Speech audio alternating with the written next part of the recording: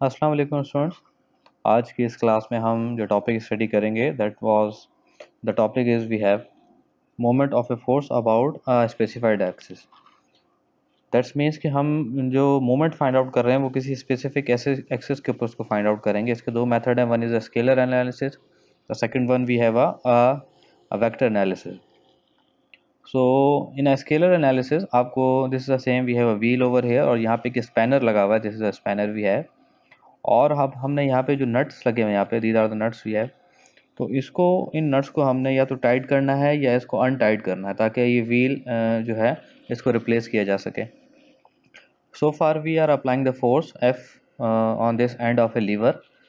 तो ये upward direction में अप्लाई कर रहे हैं तो इसकी एक मोमेंट क्रिएट होगी। So we have three axis over here, this axis is X axis, this axis is Y axis और this axis is Z axis. अब जब इस स्पैनर को ऊपर की तरफ जो है वो फोर्स अप्लाई करेंगे तो ये इस एक्सिस के ऊपर रोटेट करेगा ओवर हेयर, इस डायरेक्शन में। जैसे इसको ऊपर अप्लाई करेंगे तो ये इस एंटी क्लॉकवाइज डायरेक्शन में घूमेगा। ये इस एंटी क्लॉकवाइज डायरेक्शन में घूमेगा तो मूवमेंट हमारे पास क्या होती है, force and a perpendicular distance भी है। अब देखें ये हमारे पास फोर्स है और परपेंडिकुलर डिस्टेंस देखना है। सो अबाउट दिस एक्सिस अगर देखा जाए, अगर मैं इसकी मूवमेंट वाई के ऊपर फाइंड आउट करता हूँ, दिस ओवर वाई, तो ये फोर्स है और उसके साथ ये एक्सिस है डी वाई भी है। This is the force we have और ये इसके साथ डी वाई एक्सिस। तो मैं फोर्स से ऊपर अप्लाई करूंगा तो ये यूं घूमेगा। तो likewise this we have according to thumb rule, तो इसके हमारे पास जो मूवमेंट बनेगी वो वाई की डायरेक्शन में बनेगी ओवर हेयर। इसी तरीके से अगर इसकी मूवमेंट में किसी और एक्सिस पे फाइंड आउट करना चाहता हूँ, over this movement about this in another axis over here, तो मुझे इस डिस्टेंस डी वाई के बजाय एक और डिस्टेंस चाहिए, this is a perpendicular distance over here. ये बिल्कुल एक जो है परपेंडिकुलर डिस्टेंस डी वाई यहाँ पर है और ये फोर्स है और इसका परपेंडिकुलर डिस्टेंस ये है। तो जब मैं इस डायरेक्शन में इसकी मूवमेंट कैलकुलेट करूंगा, this movement would be M O over hair.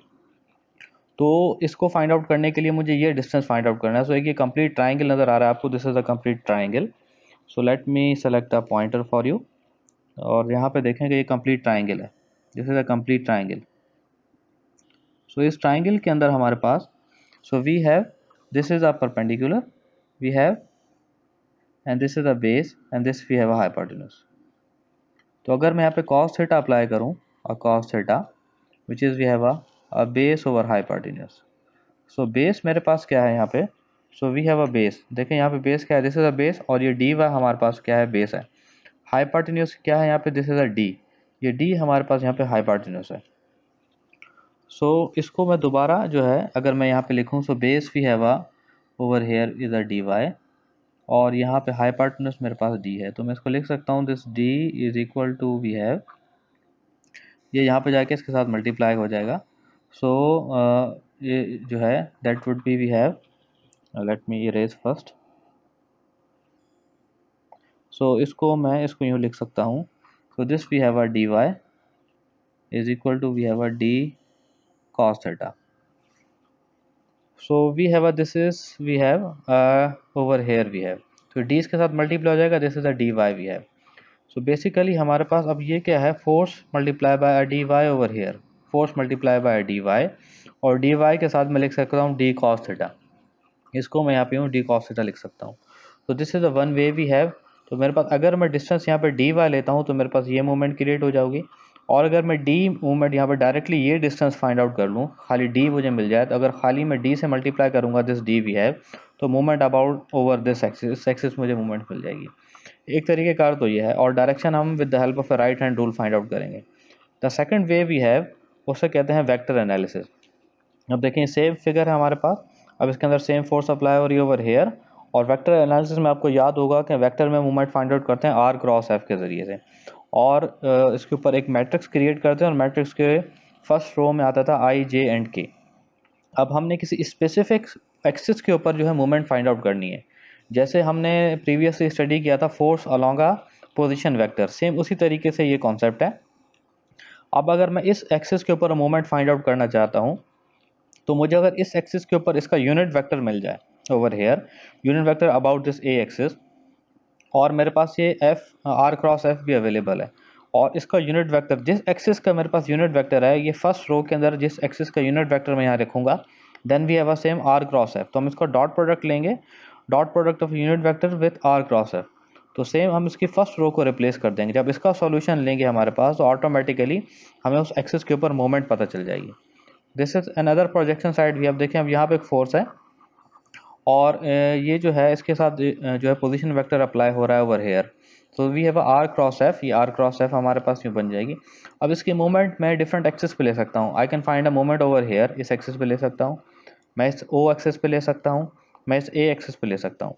अगर मैं कहता हूँ कि मूवमेंट मैं इसकी फाइंड आउट करना चाह रहा हूँ आर क्रॉस एफ, तो R cross F movement about O है, ये इसकी मूवमेंट है। अब इस मोमेंट को देखें, अगर ये यहाँ टू कोऑर्डिनेट सिस्टम है तो इसकी एक प्रोजेक्शन ये बन रही है, दिस इज सेकंड प्रोजेक्शन। तो अगर मैं ए एक्सिस पे फाइंड आउट करना चाहता हूँ तो इस ए एक्सिस का मेरे पास यूनिट वेक्टर होना चाहिए। तो डायरेक्टली अगर मैं इस फर्स्ट रो के ऊपर यूनिट वेक्टर जो है प्लेस कर दूंगा तो मैं उस एक्सिस के ऊपर इसकी मूवमेंट को यहाँ से यूँ फाइंड आउट कर सकता हूँ। सो वी हैव, इसको मैं इस तरीके से भी लिख सकता हूँ। So moment A we have this R cross F आ गया यहाँ पे, और ये इसके साथ डॉट प्रोडक्ट है with the unit vector.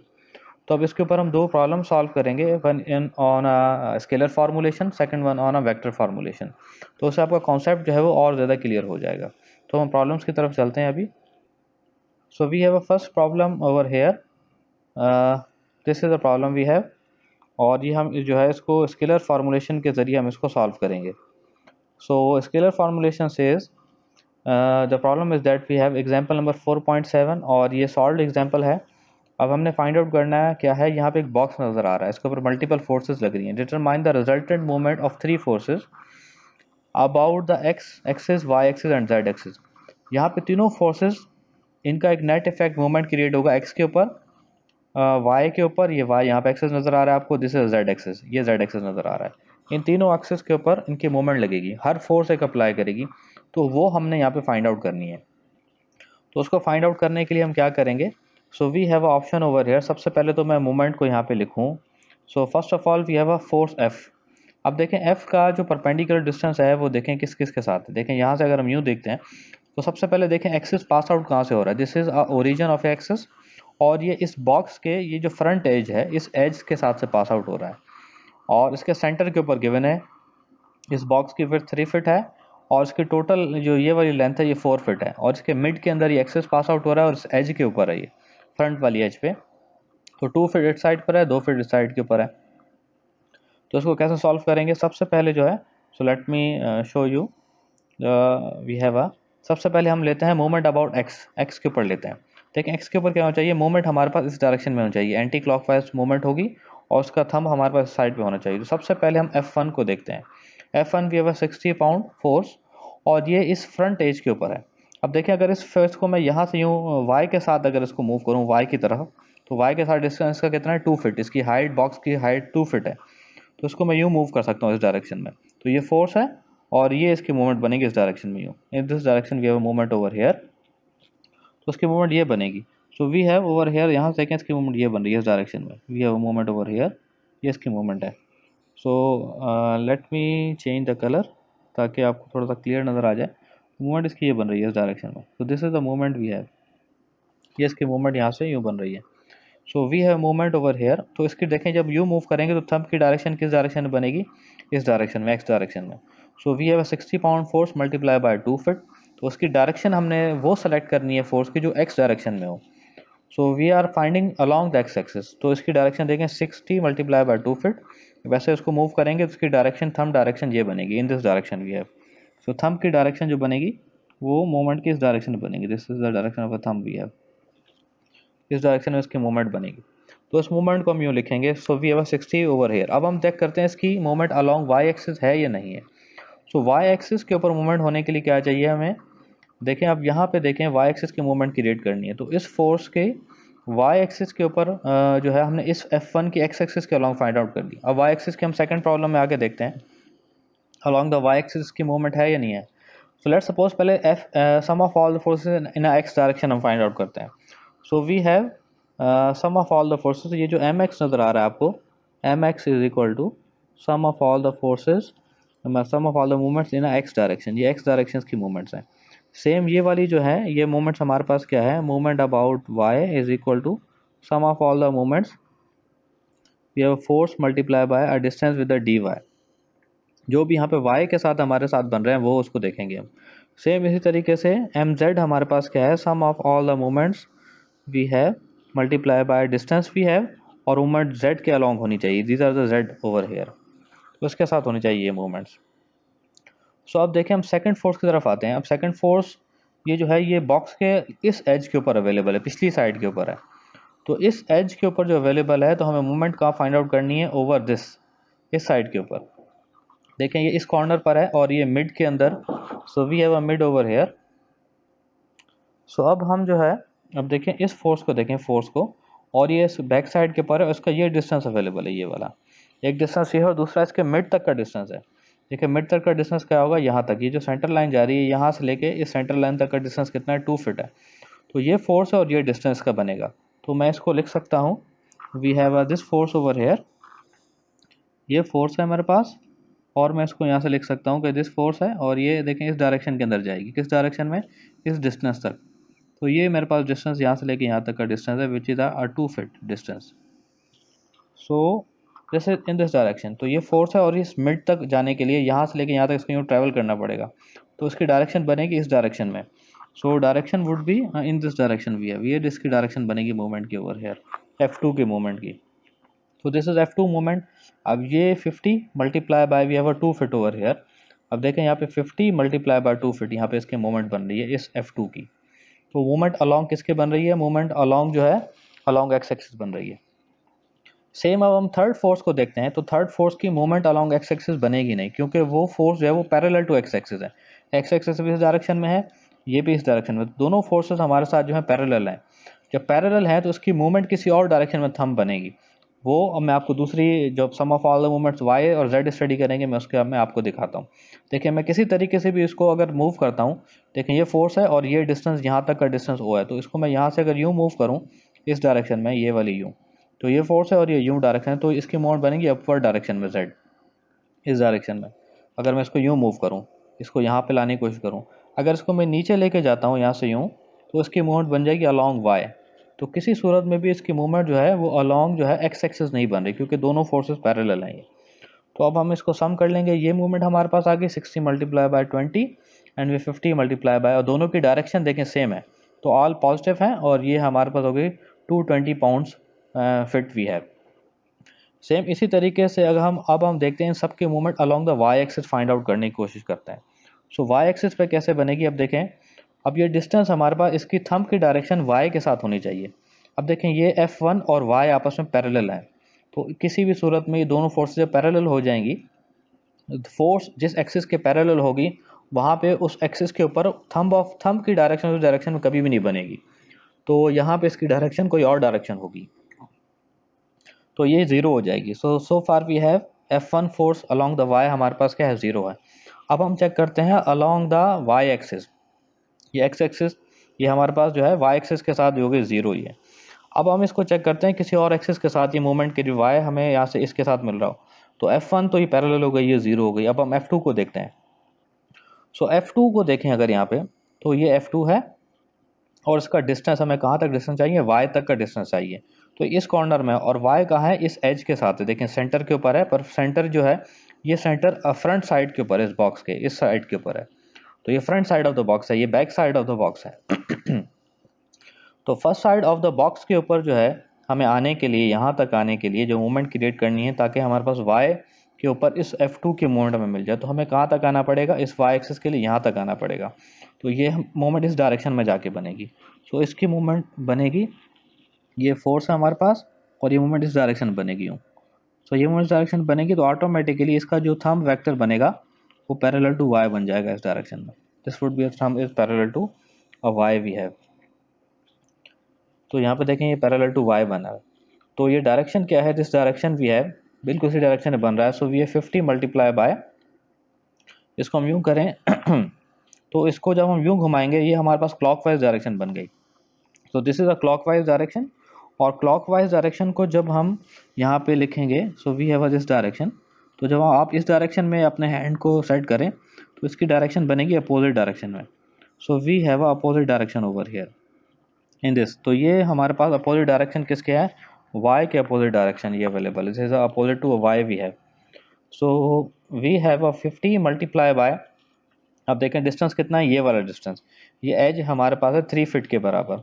So 50 multiply bye 3 feet और डायरेक्शन अपोजिट टू वाई है, अपोजिट डायरेक्शन में, इस वजह से यहाँ पे नेगेटिव साइन आ रहा है। अब हम थर्ड फोर्स को देखते हैं, और थर्ड फोर्स के लिए मैं वाई तक एक्सिस के ऊपर आना है, तो वाई एक्सिस बिल्कुल इसके नीचे से पास आउट आ रहा है यहाँ से यूँ, तो हम इस फोर्स को यूँ इस तरफ यूँ रोटेट करेंगे। सो इस थर्ड फोर्स को देखें, ये फोर्स थर्ड है, तो ये यूँ रोटेट होगी इस डायरेक्शन में नीचे आने के लिए, ये डायरेक्शन बनेगी। तो अब ये डायरेक्शन बनेगी तो इसका जो है, ये भी डायरेक्शन हमारे पास क्या है, क्लॉकवाइज बन रही है, तो इसका थंब वेक्टर बनेगा वो इस डायरेक्शन में बनेगा ओवर हियर। तो ये भी नेगेटिव डायरेक्शन में जाके इसका थंब वेक्टर बनेगा। ये डायरेक्शन वाई तक आने के लिए होगी, नीचे तक आने के लिए यूँ, और ये वाई इसके अपोजिट डायरेक्शन में, तो ये अपोजिट टू वाई है। सो 40 मल्टीप्लाई बाय दिस हाइट, तो ये हाइट हमारे पास है 2 feet, 40 multiply by 2 feet over hair भी है। तो अब इन सबको जो हम मल्टीप्लाई और करेंगे, 50 multiply bye 3 and 40 multiply by 2, और दोनों माइनस किए तो नेगेटिव साइन, और टोटल जो हमारा मूवमेंट बन रही है वो 230 पाउंड फिट हमारे पास डायरेक्शन में बन गई। सेम इसी तरीके से अब हम जो है इन तीनों फोर्सेस की मूवमेंट फाइंड आउट करेंगे along the Z axis. So Z axis पे फाइंड आउट करने के लिए हम हर फोर्स का जेड एक्सिस के साथ डिस्टेंस हम चेक करेंगे कितना है। तो देखें फर्स्ट फोर्स को अगर देखें हम, तो ये जेड एक्सिस इसके साथ ही पास आउट हो रहा है यहाँ से यूँ, बिल्कुल जेड एक्सिस, और ये भी यहाँ पर है। तो ये देखें इसका डिस्टेंस इसके साथ जो है जेड एक्सिस के साथ कोई परपेंडिकुलर डिस्टेंस बन ही नहीं रहा है। अगर हमारे पास देखें इस एज से यहाँ तक आने के लिए मुझे कोई परपेंडिकुलर डिस्टेंस चाहिए, तो वो डिस्टेंस मेरे पास कोई नहीं है, डायरेक्टली इस जेड एक्सिस के अंदर से पास आउट हो रही है। तो जब भी कोई फोर्स जो है उसके अंदर से पास आउट होगी तो वो भी जीरो हो जाएगी, पैरेलल भी जीरो है, और जब उसी एक्सिस के अंदर से पास आउट होगी तो वो भी वहाँ पे जीरो हो जाएगी। So this force is also we have a zero. अब सेम F2 को देखते हैं, तो F2 हमारे पास क्या है, ये पैरेलल, ये है पैरेलल, पैरेलल किसके है, पैरेलल टू जेड है, तो ये भी इसकी मूवमेंट भी हो जाएगी जीरो। सिर्फ जेड के लिए मूवमेंट जो बनेगी वो ये वाली मूवमेंट बनेगी, तो हमें इस एक्सिस तक आना है जेड तक। तो देखें ये मूवमेंट हमारे पास जेड तक आने के लिए मुझे F3 के साथ ये 2 फीट का डिस्टेंस ये वाला ट्रैवल करना है। तो मैं यहाँ से यूँ मूव करूँगा इस डायरेक्शन में यूँ, so we have to move, मुझे यहाँ से इस डायरेक्शन से यूँ मूव करना है यूँ। जब यूँ मूव करूँगा तो ये जो डायरेक्शन है मेरे पास, ये डायरेक्शन मेरे पास क्लॉकवाइज है, और क्लॉकवाइज जब हम इसको करेंगे राइट हैंड रूल क्लॉकवाइज, तो इसकी डायरेक्शन जो बनेगी थंब की वो डाउनवर्ड डायरेक्शन में बनेगी, over here in a downward direction. तो डाउनवर्ड डायरेक्शन बनेगी, ये मूवमेंट हमारे पास है, और यहाँ तक आने के लिए ये फोर्स है, और इस यहाँ तक सेंटर तक आने के लिए मुझे यूँ मूव करना पड़ेगा। तो ये जो मोशन हमारे पास है ये क्लॉकवाइज डायरेक्शन है, और उसके थंब की डायरेक्शन बनेगी डाउनवर्ड डायरेक्शन में, तो ये नेगेटिव हो जाएगी। तो 40 मल्टीप्लाई बाय 2, 40 मल्टीप्लाई बाय 2 भी है ओवर हेयर, और इस तरीके से हम ये तीनों मोमेंट्स जो है यूँ फाइंड आउट कर सकते हैं।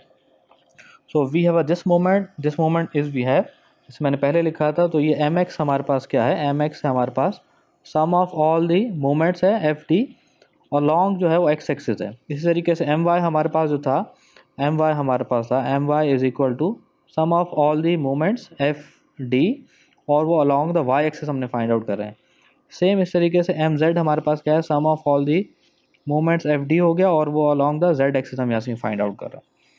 तो इस तरीके से हम हर फोर्स को चेक करेंगे कि वो उस एक्सिस तक जाने के लिए कितना डिस्टेंस हमारे पास उस डायरेक्शन के अंदर वो अवेलेबल है, और उसका थंब का रूल उस तरफ होना चाहिए। जैसे F1 को देखा, तो एक्स तक आने के लिए मुझे यहाँ पे नीचे आना पड़ा है, नीचे की तरफ ये मूव करूँगा तो थंब का रूल ये डायरेक्शन बन जाएगी। सेम F2 को हमने देखा फर्स्ट में, तो F2 ये है, और एक्स तक आने के लिए मुझे यहाँ तक यूँ ट्रैवल करना पड़ेगा, थंब की डायरेक्शन पॉजिटिव एक्स की तरफ थी। सेम इस तरीके से एक्स हमारे पास यहाँ पे ओरिजिन में यहाँ से यूँ है, तो मुझे एक्स तक आने के लिए देखें एक्स नीचे की तरफ है, तो मुझे यहाँ से नीचे आना है। जैसे मैं यहाँ से नीचे आऊँगा तो ये हमारे पास कोई और डायरेक्शन बन रही है, इस वजह से इसकी वैल्यू, इसकी थंब के रूल कोई और डायरेक्शन में बन रहा था, तो इसकी तरफ ये दो वैल्यूज थी। तो होपफुली आपको इससे जो है वो कॉन्सेप्ट समझ में आ गया होगा कि फोर्सेस कैसे हैं। आप इसको जो है ख़ुद सॉल्व करने की कोशिश करें, और अपने थंब्स की डायरेक्शन को उसके साथ रखें, मैच करने की कोशिश करें कि जब आप इस फोर्स को एक्स तक ला रहे हैं तो आपके थंब की डायरेक्शन क्या बन रही है। अगर आपके थंब की डायरेक्शन पॉजिटिव एक्स एक्सिस में है या नेगेटिव एक्स एक्सिस में है, तो हम इसको यहाँ पे लिखेंगे। अगर वो इसके एक्सिस में नहीं बन रही, तो हम चेक करेंगे कि हमारे थंब की डायरेक्शन जो है किस एक्सिस पर है, वाई एक्सिस पर है, जेड एक्सिस पर है। तो फोर्स की हम डायमेंशन चेक करें, वाई तक जब लेके आएंगे यूँ नीचे, तो एक्स भी यहाँ पर है, तो थंब की डायरेक्शन यहाँ से यूँ बन रही है इसकी F1 की। सेम इसी तरीके से अगर F1 की और किसी के साथ यहाँ पे डायरेक्शन बन ही नहीं रही है। अगर हम देखें यहाँ पे देखें F3 फोर्स है कैसी है, F2 हल जो है F3 हमारे पास सिर्फ Z में अपीयर हो रही है, और यहाँ पे 2 और 3 सिर्फ Y में अपीयर हो रही हैं, 1 और 2 सिर्फ X में अपीयर हो रही हैं। तो आप इसको खुद राइट हैंड रूल फिगर को देखें और आप देखें कि आप कितनी डायमेंशन में ओ तक पहुंच सकते हैं। जब ओ पे पहुंचेंगे तो अपने थंब की डायरेक्शन देखें, अगर थंब की डायरेक्शन पॉजिटिव एक्स एक्सिस है या नेगेटिव है तो इसको एक्स में लिखेंगे। अगर इसके ऊपर ओ तक आने में आपको इसकी डायरेक्शन पैरेलल टू वाई बन रही है तो हम वाई में लिखेंगे, अगर पैरेलल टू उसके थंब की डायरेक्शन जेड बन रही है तो हम इसको जेड में लिखेंगे। हर फोर्स तीनों के साथ पैरेलल भी हो सकती है अगर वो 3 कोऑर्डिनेट्स में इस तरीके से प्लेस की जाए। तो अब हम सेकंड प्रॉब्लम सॉल्व करेंगे और वो होगा जो है वेक्टर को जो है वेक्टर फार्मूलेशन पे, तो उससे वेक्टर फार्मूलेशन भी आपकी क्लियर हो जाएगी। सो स्टूडेंट अब हम जो है this is solve example number 4.9 और यहाँ पे अब हम जो है सेम जो है moment along a specified axis जो है या स्पेसिफिक एक्सिस उसको हम वेक्टर फार्मूलेशन में सॉल्व करेंगे। So this is solve example number 4.9. The problem is given, determine the magnitude of a moment of a force about a segment OA. अब OA of a pipe, अब देखें एक pipe हमारे पास available है जो 3 dimensions में available है, उसके कुछ सेगमेंट्स गिवन है। This is the O segment जहाँ से एक्सिस पास आउट हो रहा है, this is X axis, this is Y axis, this is the Z axis we have. और सेगमेंट O से लेके A तक जो है वो फ्लोर के ऊपर है, ज़मीन के ऊपर, एक्स और वाई ज़मीन के ऊपर है यहाँ पे। Then we have O to A. O to A हमारे पास क्या है, पाइप जो है ये ज़मीन से जेड एक्सिस की तरफ, हाइट की तरफ, ऊपर की तरफ आ रहा है। तो ये हमारे पास जो पॉइंट बी है ये 3 डायमेंशन सिस्टम के अंदर अवेलेबल है ये सेम। और फिर ये पाइप जो है पैरेलल टू एक्स एक्सिस जो है इस डायरेक्शन के अंदर मूव हो रहा है, this B to C is parallel to X. तो ये सी पॉइंट हमारे पास अवेलेबल है, तो ये हाइट आ गई। So we have a B and C point जो है ये दोनों जो है 3 डायमेंशंस के अंदर अवेलेबल हैं, इनकी डायमेंशंस यहाँ पे गिवन है। सो ए पॉइंट की जो डायमेंशन है वो पैरेलल टू एक्स कितनी है, 0.1 प्लस 0.2, ये इसकी कंप्लीट डायरेक्शन है, और पैरेलल टू वाई ये है। सेम बी पॉइंट को देखें तो इसका ग्राउंड यही है, एक्स और वाई डायमेंशन तो यही रहेंगी, पर इसकी जेड डायमेंशन हमारे पास बन जाएगी 0, ये 0.3 ओवर है। सेम इसी तरीके से अगर हम सी पॉइंट को देखें तो सी पॉइंट हमारे पास एक्स एक्सिस से बिल्कुल थोड़ा सा यहाँ पे अवेलेबल है। बाकी जो है इसके पॉइंट्स कौन से बनेंगे, जेड हाइट यही रहेगी इसकी, और ये वाली जो है एक्स की डायमेंशंस भी यही रहेगी। So over here we have, तो अगर हम देखें तो इन पॉइंट्स के ऊपर मैं वेक्टर क्रिएट कर सकता हूँ। सो वेक्टर्स वी हैव, और इसके साथ एक फोर्स लग रही है सी एंड के ऊपर, तो वो 300 न्यूटन की फोर्स है जो सी से स्टार्ट हो रही है, और इस एक इमेजनरी पॉइंट है इस वॉल के अंदर, दीवार के ऊपर है, जो एक्स और जेड एक्सिस के अंदर है, 2 डायमेंशंस में है, और इस डी पॉइंट की जो डायमेंशंस हैं यहाँ पे गिवन है। तो हमने इसके सबसे पहले क्या करना है, इसके जो हमने पोजीशन वेक्टर्स क्रिएट करेंगे। So we have position vector. So position vector हमारे पास देखें O to A, this is O to A position vector यहाँ पर आ गया। Then we have O to C position vector यहाँ पे आ गया, O to D position vector यहाँ पे आ गया, और फर्दर यहाँ पे कुछ और पोजीशन वेक्टर हैं जो ए से सी की तरफ भी जा रहे हैं और ए से डी की तरफ भी जा रहे हैं। और ये फोर्स है, जो फोर्स हमारे पास क्या है, force along a position vector यहाँ पे अवेलेबल है। तो सबसे पहले तो मुझे इन पोजीशन वेक्टर्स की जो है वो लेंथ चाहिए कि इनकी पोजीशन वेक्टर्स की लेंथ क्या है यहाँ पे। सो फार वी हैव, सबसे पहले अगर मैं यहाँ पोजीशन वेक्टर्स यहाँ पे लिख लूँ, so we have a position vector, जो आपको फर्स्ट पोजीशन वेक्टर यहाँ पे नज़र आ रहा है, दिस पोजीशन वेक्टर हमारे पास ओ टू ए। तो अगर ओ टू ए को लिखूँ, so we have a position vector R O A. O A को देखें हम, सो वी हैव जो है हमारे पास, देखें ए क्या है, वो ग्राउंड के ऊपर अवेलेबल है, तो पैरेलल टू एक्स, एक्स की वैल्यू हमारे पास ये बन रही है।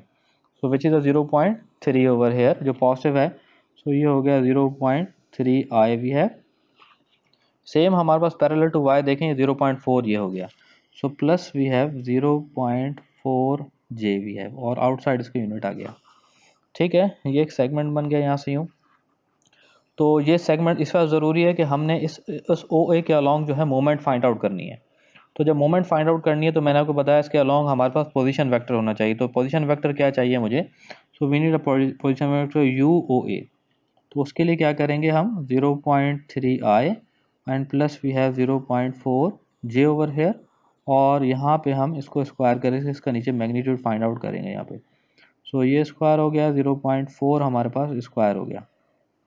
So we are going to find this a unit vector O A over here. सबसे पहले हमने ओ ए को यहाँ से फाइंड आउट कर लिया है। So let me calculate O A for you. So we have this value जो हमने अभी फाइंड आउट की यहाँ पे। सो ये हो जाएगी मेरे पास 0.3 I plus 0.4 J divided by we have this value is 0.5 we have. So ये 0.5 है, तो इसको अगर फर्दर मैं यहाँ पे डिवाइड कर लूँ तो ये मेरे पास कुछ वैल्यूज़ बन जाएंगी 0.5 के साथ जो है इसको दैट वुड बी, तो इसको डिवाइड कर लेंगे 0.3 डिवाइड बाय 0.5 आई, और सेम इस तरीके से यहाँ लिख लेंगे 0.4 डिवाइड बाय 0.5 जे। तो this is we have a U O A, हमने यू ए को यहाँ पे यूँ फाइंड आउट कर लिया है। सेम हमने आर ओ ए को लिख लिया, यू ओ ए को लिख लिया। अब देखें ये फोर्स है सी से स्टार्ट हो रही है और डी तक जा रही है, तो मुझे यहाँ पे आर सी वेक्टर भी चाहिए और आर डी वेक्टर भी चाहिए। सो आर ओ सी वेक्टर भी चाहिए और आर हमारे पास इस डायरेक्शन में डी वेक्टर भी चाहिए। तो ये वेक्टर्स मैं अभी यहाँ पे लिख लेता हूँ आपके सामने, ताकि इसकी वैल्यूज़ जो है मैं यहाँ पे फाइंड आउट कर सकूँ। So we have the value of R O C. अब देखें सी वेक्टर हमारे पास यहाँ पे अवेलेबल है इन दिस डायरेक्शन में। अब सी की वैल्यू देखें, एक्स की वैल्यू इसके साथ ये है 0.1, वाई की वैल्यू इसके साथ ये 0.4 और हाइट इसकी 0.3 है। तो इन्हीं को सामने रखते हुए इसकी वैल्यूज़ को मैं यहाँ लिखता हूँ यहाँ पे। So we have X value is 0.1, I positive है हमारे पास यहाँ पे। सेम इस तरीके से वाई की वैल्यू मेरे पास है plus 0.4 J, and plus we have 0.3 जो है यहाँ पे के, और मीटर आउटसाइड ये आ गया ओ सी की वैल्यू। और सेम इस तरीके से हम डी की वैल्यू को भी, इसको डी को भी फाइंड आउट करेंगे, जो यहाँ पे डी अवेलेबल है। तो डी की हमारे पास खाली 2 डायमेंशन है। So we have R O D over here, और देखें इसकी हमारे पास direction, this direction is parallel to X, this direction is parallel to Y, दोनों यही है 0.5। So 0.5 I plus we have 0.5 K, और उसके साथ आ जाएगा मीटर। अब देखें ये फोर्स है, ये फोर्स 300 है और ये सी से डी की तरफ जा रही है, तो मुझे यहाँ पे इन 2 पॉइंट्स के दौरान पोजीशन वेक्टर चाहिए फ्रॉम डी टू सी। सो इसका पोजीशन वेक्टर फाइंड आउट करेंगे। सो वी हैव आर, यहाँ पे सी से डी तक जा रहा है वेक्टर, तो इसको यूँ लिखेंगे R O D minus we have R O C. So O D की वैल्यू मेरे पास यहाँ पे लिखी हुई है, ओ डी की वैल्यू आ गया 0.5 I, and we have a plus 0.5 K over here, minus sign आ जाएगा, उसके साथ आर ओ सी की वैल्यू आ जाएंगी 0.1 I, plus we have 0.4 J, and plus we have 0.3 K. ये वैल्यूज़ मेरे पास यहाँ पे सारी की सारी मैंने ये डी की वैल्यू यहाँ पे लिख ली और इसकी वैल्यू यहाँ पे लिख ली। अब जो है ये 2 वैल्यूज़ मिल गई, ताकि मैं इस फोर्स को कार्टेशियन वेक्टर फॉर्म में कन्वर्ट सकूँ, इसके लिए मुझे ये वैल्यूज़ चाहिए यहाँ पे। सो फार वी हैव, अब इसको हम इसमें से माइनस कर लेते हैं, तो ये वेक्टर मेरे पास आर सी डी जो है ये वेक्टर यहाँ बन जाएगा। सो देखिए अब यहाँ पे ये 0.5 आई पॉजिटिव है और ये 0.1 यहाँ पे नेगेटिव है, ये दोनों यहाँ पे हो जाएंगे सेट। जे यहाँ पे है ही नहीं, तो यहाँ पे डायरेक्टली 0.4 ये जे हमारे पास जाएगा नेगेटिव में, और 0.5 पॉजिटिव है और 0.3 नेगेटिव है, तो ये इसमें से माइनस हो जाएंगे। सो वो we have the final answer over here which is a 0.4 I, and we have a minus 0.4 j, and we have a positive over here 0. we have a 2k, तो ये इसमें से माइनस हो जाएगा, तो इसके साथ आ जाएगा इसका आउटसाइड और unit over here. So this is the unit. अब ये वेक्टर जो है वो यहाँ से लेके सी से स्टार्ट हो रहा है और डी तक जा रहा है, R C D, this is the vector we have, और उसकी लेंथ हमारे पास ये है। तो हमने अब यहाँ पे फोर्स फाइंड आउट करनी अलॉन्ग दिस वी हैव, तो फोर्स को फाइंड आउट करने के लिए हम क्या करेंगे यहाँ पे, सबसे पहले लेट मी सबसे थोड़ा सा इसको ऊपर साइड कर लेते हैं। सो सबसे पहले यहाँ पे फोर्स फाइंड आउट करेंगे। So we have a force over here, और फोर्स के लिए आपको पता है कि हम यहाँ पे अलॉन्ग अ पोजीशन वेक्टर हमने फाइंड आउट करना है, इसका position vector. So we need a position vector of this, so we need force, we have magnitude of force multiply by position vector from C to D. सो force हमारे पास है 300, और ये जो पोजीशन वेक्टर यहाँ पे बनेगा that would be 0.4 I minus 0.4 J, and we have a plus 0.2 K, और उसके साथ इसको हम डिवाइड कर लेंगे यहाँ पे, और इसकी वैल्यूज़ हम यहाँ पे लिखेंगे 0.4 square plus we have again negative 0.4 square, और उसके साथ हमारे पास आ जाएगा प्लस यहाँ पे 0.2 का स्क्वायर। तो इसको अब यहाँ पे हम फाइनल वैल्यूज़ को यहाँ पे लिखेंगे। सो let me calculate a value for you, और मैं इसको यहाँ पे लिखता हूँ आपके सामने अभी। सो फार वी हैव, अब जो इसका मैग्नीट्यूड नीचे मिला है मुझे, वो मिला है यहाँ पे, इसका आएगा आप लोगों के पास 300, और उसके नीचे हमारे पास डिवीजन में ये सारी वैल्यूज़ हैं which is we have a 0.6 is the magnitude we have, और उसके साथ ये पूरा वेक्टर जो है 0.4 I negative we have 0.4 J we have and plus we have यहाँ पे जो हमारे पास वैल्यू है वो है 0.2 K, इसके साथ मल्टीप्लाई हो रही है। तो ये सारी की सारी वैल्यूज़ यहाँ पे आ गई हैं। मेरे पास एफ फोर्स बन गई है, this is F force we have. और ये मेरे पास जिस सेगमेंट के ऊपर मैंने मोमेंट को फाइंड आउट करना है वो O to A ये आ गई है। और मेरे पास जो है अब मुझे R क्रॉस F चाहिए। तो फार्मूला क्या है वेक्टर फार्मूलेशन का, late me write a formula for a vector formulation.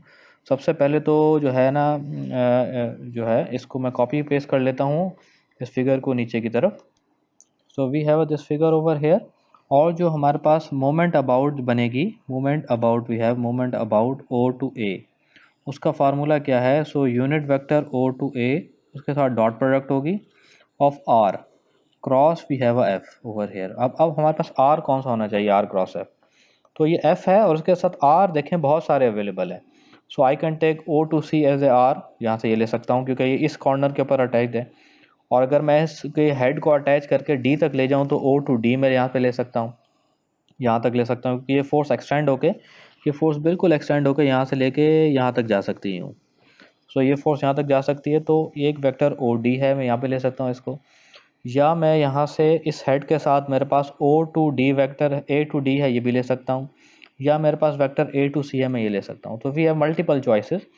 तो मैं जो यहाँ वेक्टर सेलेक्ट करूँगा वो यहाँ पे सेलेक्ट करूँगा AD वाला, यहाँ से वेक्टर, ये वाला वेक्टर ज़्यादा आसान है। उसकी वजह ये है इस वेक्टर की, यहाँ पे देखें क्योंकि ये वेक्टर जो है OD ये मेरे पास 2 डायमेंशंस में अवेलेबल है। तो यहाँ जो वेक्टर हमारे पास आएगा R के साथ वो हम सेलेक्ट करेंगे यहाँ से OD vector O to D। तो इसकी जो फार्मूलेशन बनेगी सारी की सारी, वो फार्मूलेशन अभी हम यहाँ पे लिखेंगे। सो जो फर्स्ट लाइन होगी, आपको मैंने पहले स्लाइड्स में दिखाया, तो फर्स्ट लाइन में मेरे पास आ जाएगा यूनिट वेक्टर के component O to A unit vector मेरे पास यहाँ जो अवेलेबल है। तो ऊपर मैंने फाइंड आउट किया था unit vector O to A। देखें इसका I कंपोनेंट है और J है और K कंपोनेंट क्या है? इसका 0 है यहाँ पे। So 0.3 divided by we have a 0.5 over here और 0.4 divided by a 0.5। So यहाँ पे ये जो वैल्यूज़ बन रही हैं, अब ये वैल्यूज़ जो हैं OA की मैं फर्स्ट लाइन में लिखूंगा। तो 0.5 से जब इसको हम यहाँ से यूँ डिवाइड करेंगे तो उसकी वैल्यू डबल हो जाएगी, इसकी वैल्यू भी डबल हो जाएगी। अब कैलकुलेट कर लीजिएगा। सो ये the first value of this we have 0.3 से इसको हम यहाँ पे डिवाइड करने लगे हैं। So far we have the values over here, वो वैल्यूज़ मैं यहाँ पे अभी आपके सामने लिख रहा हूँ। सो ये वैल्यू OA की मेरे पास हो जाएगी 0.6 ओवर हेयर I की, और J की वैल्यू हो जाएगी 0.8, और यहाँ पे मेरे पास ये वैल्यू Z की यहाँ पे वैल्यू हो जाएगी 0। तो फर्स्ट लाइन के अंदर ये वैल्यू आ गई। अब सेकंड लाइन के अंदर मैं R O D की वैल्यू लिखूंगा। देखिए O यहाँ से और D यहाँ पर, देखें ये दो वैल्यूज थी मेरे पास। So let me move over here. इन दोनों की वैल्यू क्या आ रही थी यहाँ पे? 0.5, ये भी 0.5 है, ये भी 0.5 है। तो अब जो वैल्यूज़ यहाँ पे लिखूंगा वो दोनों वैल्यूज़ आ जाएंगी। एक आ जाएगी this is a parallel to x, और ये है parallel to z। So parallel to x मेरे पास यहाँ पे आ गया 0.5 दिस, और ये 0 हो जाएगी, दिस इज 0.5। तो फर्स्ट लाइन के अंदर unit vector O to A आ गया जो हमने यहाँ पे बनाया था। अब सेकंड लाइन के अंदर R की वैल्यूज़ आ गई, और थर्ड लाइन के अंदर में F की वैल्यूज़ जो ऊपर हमने यहाँ पे फाइंड आउट की हैं, these are the values of F। तो ये F की वैल्यू जो है यहाँ पे मैं लिखूंगा अभी। तो मैं इसको कैलकुलेट करता हूँ आपके सामने, और सारी की सारी वैल्यूज़ अब मैं यहाँ पे लिखने वाला हूँ। सो ये जो वैल्यूज़ यहाँ बन रही हैं, ये वैल्यू हम इसको मल्टीप्लाई करेंगे 300 को 0.4 से, then we will divide by 0.6। Same 300 को, ये दोनों वैल्यू सेम हो जाएंगी और ये वैल्यू थोड़ी सी से शॉर्ट बनेगी। So let me write a values for you over here. So जो फर्स्ट पार्ट की वैल्यू मेरे पास यहाँ पे बन रही है over here, we have this value we have equal to 200। तो दिस वुड बी 200 I, और ये नेगेटिव हो जाएगा, ये भी मेरे पास हो जाएगा क्योंकि दोनों वैल्यू सेम है। 0.4 0.4, देखें दोनों वैल्यूज़ यहाँ पे सेम है। तो ये हो जाएगा सेम मेरे पास 200 ओवर J ओवर हेयर, दोनों ये इसके बराबर हो जाएंगी। And we have the final value is the K value, और जो K वैल्यू यहाँ पे आके बनेगी, this value we have over here. तो इस वैल्यू को हम यहाँ पे over here the value we have, this would be we have a plus over here, और ये बन जाएगी यहाँ पे 100K वी हैव। तो सेम वैल्यूज़ मैं यहाँ पे लिखूँगा। So 200 and we have a negative 200 over here, और यहाँ पे आ जाएगा पॉजिटिव 100। सो अब इसको हम सेम मैट्रिक्स रूल्स के मुताबिक जो है यहाँ पे इसको हम सॉल्व कर लेंगे, ताकि जो है हमें ये जो मोमेंट अलॉन्ग बने यहाँ पे, मोमेंट यहाँ पे इस ओ ए के ऊपर जो मोमेंट बनेगी यहाँ पे, इसकी डायरेक्शन में, जिसका वेक्टर हम, क्योंकि ये क्रॉस प्रोडक्ट है तो इसके अंदर ऑलवेज डायरेक्शन जो हम लेते हैं वो एंटी क्लॉकवाइज पॉजिटिव होगी, तो यही इसकी डायरेक्शन बनेगी वेक्टर की यहाँ पे। सो लेट मी सेलेक्ट अ रेड कलर। अगर मैं रेड कलर आपको दिखाऊं तो वेक्टर की डायरेक्शन बनेगी ये यहाँ पे, this is a vector direction, और ये इसके मूवमेंट की डायरेक्शन यहाँ से यूँ एंटी क्लॉकवाइज डायरेक्शन बन जाएगी ओवर हेयर। तो ये हमने यहाँ पे लिखनी है। So for same matrix rules के मुताबिक हम इसको यहाँ पे लिखेंगे। So according to matrix rule, तो सबसे पहले मैं ये टर्म लेता हूँ और उसके साथ ये वाला ब्लॉक हम ये मल्टीप्लाई होगा और ये नेगेटिव नेगेटिव हमारे पास वैल्यू पॉजिटिव हो जाएंगी। सो फर्दर वी है, this is the first block we have. So first block over here 0 multiply by 100 and a negative sign, और उसके बाद मेरे पास ये दोनों आपस में ये इसके साथ यूँ मल्टीप्लाई करेगा। So this value we have a negative negative would be we have a positive over here, और 0.5 multiply by we have a 200, और इसके आउटसाइड आ जाएगा 0.6। Then we have a second term over here. Second term की मेरे पास आ जाएगी formula की negative, तो मैं यहाँ पे नेगेटिव लिख रहा हूँ ओवर हेयर, और उसके बाद मैं इसको 0.5 को 100 से मल्टीप्लाई करूँगा, then we will multiply by this over here, जिसके साथ यूँ मल्टीप्लाई होगा। सो फार वी हैव, सबसे पहले 0.5 को 100 के साथ, so we have a 0.5 multiplied by 100, a negative sign, then we have 0.5 by 200, then we have a 0.5 multiplied by a 200, तो और उसके आउटसाइड आ जाएगा 0.8 यहाँ पे, जो 0.8 यहाँ लिखा हुआ है, तो ये आ गया 0.8 इसके आउटसाइड आ जाएगा। Then we have a third term, उसके लिए आएगी पॉजिटिव साइन, और जो भी टर्म है इसके आउटसाइड जीरो आ रहा है, तो ये ऑटोमेटिकली यहाँ पे जीरो हो जाएगी, तो this would be a zero over here. अब ये जो रिमेनिंग टर्म बची हैं इसको मैं यहाँ पे सॉल्व करके लिख लेता हूँ। तो ये टर्म मेरे पास हो गई, दिस टर्म वुड बी, ये टर्म हो गई जीरो, क्योंकि जीरो से मल्टीप्लाई हो रहा है। So we have a inside term over here, यहाँ जो हो गई वो गई 0.5 multiply by we have a 200 और multiply by 0.6, then we have a negative sign over here, और इनसाइड मेरे पास हो जाएगा 0 पॉइंट, यहाँ पे बच जाएगा 50, तो यहाँ पे 50 लिख लेते हैं। सो वी हैव अ 50 जो यहाँ पे इसके साथ मल्टीप्लाई हो रहा है, और we have a minus over here 100 over here, और इसके साथ आ जाएगा 0.8। तो फाइनली सॉल्व कर लेते हैं इसको इस टर्म के साथ। अब देखें ये 0.5 है, ये मल्टीप्लाई हो रहा है इसके साथ, दैट वुड बी 100, और 100 मल्टीप्लाई 0.6 ये हो जाएगा यहाँ पे 60। This would be a 60 over here, a negative sign over here. अब देखें यहाँ पे 50 है और ये पॉजिटिव हमारे पास 50 आ गया है यहाँ पे, तो यहाँ पे नेगेटिव 50 बचेगा, और नेगेटिव 50 और नेगेटिव 50 हमारे पास ये आ गया यहाँ पे। So this would be we have a over here is a positive 50 और multiply by 0.8। So 0.8 means we have 0.8 से जब 50 को मल्टीप्लाई करेंगे, सो उसको अभी हम चेक कर लेते हैं। सो ये जो टर्म आपके पास यहाँ नज़र आ रही है, this would be a 40 we have, तो इसकी वैल्यू जो मेरे पास अब बनेगी यहाँ पे, this would be a 60 plus we have a 40, और ये मेरे पास हो जाएगी 100 के बराबर। सो वी हैव द, यहाँ पे जो यूनिट बनेगा, सो ये फोर्स हमारे पास गिवन थी, force is given in the Newton और डिस्टेंस गिवन था मीटर्स में, तो फोर्स बन गई हमारे पास 100 न्यूटन मीटर, और उसकी डायरेक्शन हमारे पास है एंटी क्लॉकवाइज की डायरेक्शन है, और वो जो मोमेंट वेक्टर है वो अबाउट किसके है, ओ से ए की तरफ, तो ये जो ओ से ए की तरफ मोमेंट है वो ये वेक्टर है। So we have the formula कि जहाँ पे हमने फाइंड आउट करना है उसका यूनिट वेक्टर होना चाहिए, और फोर्स का ओरिजिन के साथ इस फोर्स के साथ कहीं भी हमें वेक्टर चाहिए जिस फोर्स को कट कर रहा हो, so either from this side और दिस साइड वी है, तो मैंने यहाँ पे ओ डी सेलेक्ट किया था, बाकी भी आप सेलेक्ट कर सकते हैं, आंसर सेम ही आएगा। तो इसको मैट्रिक्स में प्लेस किया और मैट्रिक्स के हमने इसको सॉल्व किया, so this have we have 100 newton meter इसका आंसर है। बुक के अंदर ये शॉर्ट प्रॉब्लम गिवन है, so you can check the in the book we have, so ये हमारे पास एग्जाम्पल नंबर 4.9 है, सो आप बुक में जाके इस प्रॉब्लम को यहाँ पे इजीली आप इसको जाके देख सकते हैं। सो होपफुली आपका कॉन्सेप्ट क्लियर हो गया होगा। Force along we have a specified axis, हमने यहाँ पे मोमेंट फाइंड आउट किया, moment along a specified axis, इस फोर्स को स्पेसिफाइड पोजीशन वेक्टर के अलाउंग रिजॉल्व किया था। देन वी हैव हमने क्या किया, उसके साथ उसकी क्रॉस प्रोडक्ट ली है, then we have a dot product, उसको यूँ मैट्रिक्स में प्लेस करते हैं। सो नई क्लास के अंदर एक नए टॉपिक के साथ मिलेंगे। आज की क्लास हम यहीं पे एंड करते हैं। अल्लाह हाफिज़।